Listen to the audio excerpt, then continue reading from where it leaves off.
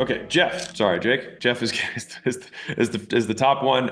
If you like a question, upvote it because it comes up higher on my little screen here. Okay, Jeff. My influencer partner has 128K on YouTube, 6K on IG. He teaches baristas how to make latte art. Actually, I'm gonna pause on this because I'm gonna give you guys another piece of advice. So when we were at the one day this Saturday, so 2 days ago, a really important thing came up, and I want to bring this up for you guys. One of the guys was a growth partner, and so he had partnered with somebody who has like 800,000 on TikTok. Okay, and whether they had other platforms or not, I can't remember. But the point is that he had 800,000 on TikTok, and he's like, but they've got 200,000 on Instagram, and Instagram is where 90% of our sales are coming from. Okay. And what I want to highlight for you, especially if you're a growth operator, or even if you're thinking about making content in general, is all subscribers are not created equal. All right. So if I had to pick 100,000 people following me on TikTok versus 100,000 people following me on Instagram versus 100,000 people following me on LinkedIn versus 100,000 people following me on YouTube versus 100,000 people downloading my podcast every month, I also just gave you the continuum there. Which one's the most valuable? I'll tell you, 100,000 people downloading your podcast, by far the most valuable. Now, why would this be? Well, if you have 100,000 people downloading a podcast, the average person only listens to 3 to 5 podcasts. So you're like 20% to 33% of their entire audio experience on the platform is you. And it's super long form. So they have deep trust and they're willing to probably respond to a call to action. On the other hand, on TikTok, if you have 800,000 followers, you can't even reach them. You can't even guarantee that if you make a post, they're even going to see it. The only thing that it does there is just that you get more general human beings who recognize your face, right? And on Instagram, it's a little bit in the in-between there. It's like, well, Instagram, you've got stories. You can make call to actions. You can DM outbound. So there's call to actions there. So there's a little bit more that you can do. And Instagram's a little bit aged up as a platform. So as more people have spending power.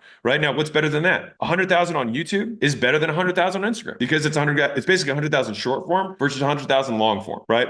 And so when you're making content, we have to value these appropriately. And if you're a growth operator, you're trying to make a partnership with an influencer, I would not value 100,000 on TikTok the same I would value 100,000 on YouTube. All right. And so here's the cool thing is that a lot of creators don't know that. A lot of them don't know what they have. And so this is your opportunity to say like, okay, well, it's not like you've got 800,000 because you can talk about the numbers. This is me giving you some negotiating chops. But if someone has 100K on YouTube or 50K on YouTube, they're way more valuable than somebody who's got 50K or 100K on TikTok. So I would personally shy away because a lot of these guys, the TikTokers, think they have this really high esteem of themselves, but they can't make any money. Right. And so the guys who are making money are guys who are making really long form stuff on LinkedIn, really long form stuff on X. Like both of those have high spending power as a platform. And like on both of those platforms, specifically LinkedIn and X, it's thought leadership. And so you are going to be way more seen as an authority and trusted by a more educated, higher spending population than if you had an equivalent amount. And this is worth looking at. But if you look at how many active users exist on, let's say X, which I think is like 300 million monthly active users, right? And you compare that to, I think Instagram has like 2 billion or something like that, something very big. Then you can basically multiply what someone's following is by the discrepancy to give you a relative standing. And so it's like, if I have 1 million on X, that's like me having 10 million on Instagram. And so you can start comparing between those. So that's kind of two different vectors. One is how much suggestive power does the person have from basically the shortest form of content, which is TikTok, to the longest form of content, which is podcast. How many accounts do people subscribe to on those platforms? Your subscriptions don't even matter on TikTok, whereas the subscriptions you have on podcasts really fucking matter. Right? Like that's a second vector to think about. And then relative to the platform overall, how many people are there versus how many are following them. And so that gives you kind of 3 vectors to look at in terms of trying to guess how valuable or how responsive someone's audience is going to be to some sort of suggestion. All right, cool. Listen, if you host or own a school community yourself and wish there was a faster, easier, and more reliable way of getting more people to know about your group, then listen up, because now there is. In fact, this video is sponsored by a real school community called the YouTube JV Portal, where the #1 focus is to get more eyeballs on your school communities. This channel you're watching right now has partnered with the YouTube JV Portal, so if you're a school community owner and you want a sponsored slot just like this to promote your group on all of our upcoming content here on SkoolStories, then click the second link in the description and book a call today. And now, back to the video. Jeff, my influencer partner is 128,000 on YouTube and 60 on followers. On Instagram, he teaches baristas how to make latte art. That's cool. We're promoting the community with links. I actually love this community. This is great. With 30K daily views on Skool, about page averages 16 views a day. Okay, the audience isn't as engaged as I expected, so we're considering revamping the content. Okay. Should I help improve the audio influencer's content, find a new partner because it's a bad niche, or just create my own content from scratch? So this is actually an offer issue, is my bet. So this is a product market fit, which is, do I, for example, follow your influencer partner because I think his latte art is cool, but I have no desire to learn how to do this. I just think it's cool, right? Like if someone builds amazing sandcastles, I might think it's cool and I love seeing them, but I don't live close to a beach. And even if I did, do I really want to make sandcastles, right? And so it's understanding what's the widest slice that appeals to the audience. And so this is a big one for a lot of you guys, is that a lot of people's audiences aren't worth shit. I'm not saying your influencer isn't, just to be clear. I'm just saying in general, right? Is that like, if, for example, if I made an account, I'm just using a hypothetical extreme here, of me walking up to strangers and just slapping them, right? And then running away, right? Or slapping them and starting a fight, whatever, right? I'll bet you that those reels would probably do pretty well in terms of views. Now, in terms of my ability to direct an audience to make a purchase, what am I going to do? Sell anti-slap gloves, a course on how to avoid getting slapped, how to do the perfect slap in public? Like, what am I going to be selling, right? And so this is the thing is that a lot of kids and a lot of influencers and creators just chase views because they don't understand brand. They don't understand the associations they're making. And so most of the time brand happens by accident if they have a good one, because they never started to begin with. They just happen to fall into a niche that actually has value. And so again, all of the stuff I talked about earlier from metrics also apply, plus with a massive marker, plus what the content's about. And so some of you guys are afraid to make niche content, but what kind of audience do you think you create when you make niche content? You get a niche audience. And guess what that niche audience is? Probably really responsive. And so there's this big obsession to be Mr. Beast, but like Mr. Beast has 300 million followers. Like L'Oreal still makes way more than Mr. Beast does. Context, right? And so I share that as a big obvious. And what he basically has to monetize now is literally his face. It's basically like, you know who I am, buy something that is generic that anyone else,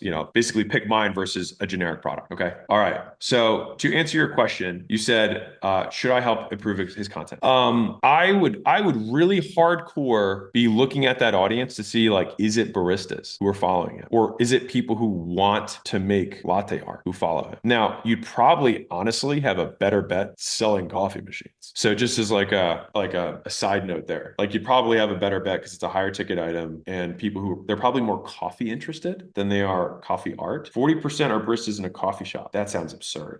Okay. If that's the case, Jeff, then dude, that's a captive audience. If you actually have that distribution base, then dude, just ask them what they want. I would just say like, hey, if I were to create a community, what would you want? What would you willing to pay? And what would you want it to be about? Or ask that in reverse order. What would you want it to be about? And would you be willing to pay? I think like that's what I'd be asking. So to me, there's 100% an offer issue. If no one's responding, no one cares about that offer. But I'm sure, for sure, that baristas have problems. We just have to figure out what they are and how to solve. So you can think about that with anybody, whatever your niche is. Like there are problems that person experiences every day and wishes was different. And then you get to have this beautiful money bag on the other side of the rainbow, which is once you solve that problem, they'll pay you. So if you did the hard part of getting just baristas there, that is hard. If you really have 40%, that's banger. That's awesome. I mean, shit. If 40% of the audience is that, it's probably have half the baristas in the US. I mean, I don't know how many baristas there are, but just saying. Okay. Samuel Stevenson. What's up, Samuel? I think currently running a B2B to C business. Okay. I'm a designer selling my drafting service to builders who sell to homeowners. Cool. Recently, able to tell me my prices to even begin selling it to consumers. And I lost that job presumably because the builder didn't understand my value. Should I instead try to sell the true source of the money that's paying my work? They're different strategies. I mean, there's nothing wrong with one or the other.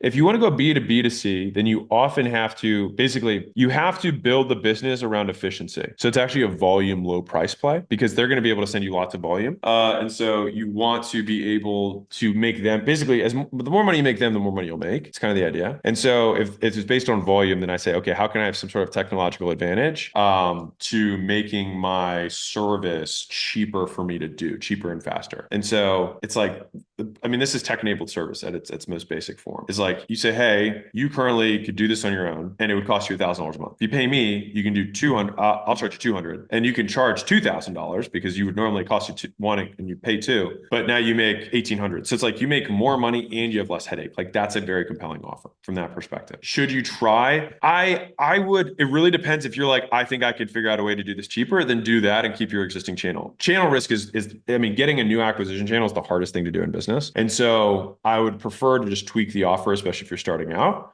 rather than starting a new way to get customers. So that would be my order. I would try and tweak it first to get them to say yes and think about what would you pay? And also, you might have talked to one dude. Like, just for context, guys, if you're closing more than 7 out of 10, I think you're mispriced. It means you're priced too high. Sorry, too low. So like if someone comes to me and says, I'm closing 80%, I'm like, you probably should double your price because you'll drop from 80 to 50 and then you'll still make more money. All right, so I'm telling you this because if you're like, I've talked to 3 people, it's like you haven't even talked to 10 to even have, those might be the 3 of 7 that we're going to say no anyways for the right price point. And so a lot of you guys, I'm not saying you do, Samuel, but a lot of people wildly underestimate how much volume it takes to even get some sort of guess on that. Okay, cool, Samuel. Great. Marion Duhanlo. I don't know if I said that right. This clip was taken inside of the Skool Games, which is literally free to join. So if you want to talk to AlexHormozi live every week, then click the link in the description and join right now. 54.1% of people who start a paid community in Skool make money.